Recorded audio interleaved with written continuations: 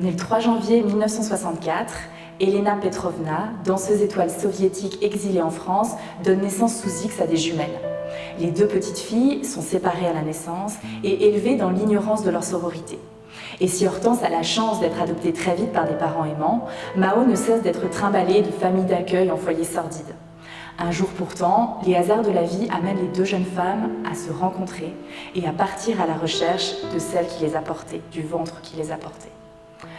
Comme pour mon premier roman, j'ai écrit ce deuxième texte pendant une grossesse, celle de ma deuxième fille.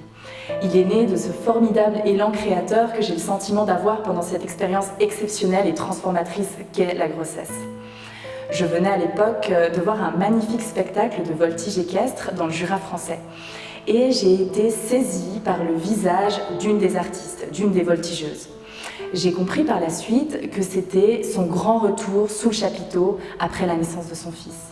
Et à la fin du spectacle, elle est partie dans le public, récupérer un petit garçon d'à peine 1 an, elle l'a juché sur son immense cheval et lui a fait faire quelques tours de piste. Et son visage à elle, ce visage de Madone, ce minuscule enfant hilar sur cet immense cheval, là étaient les germes de ventre.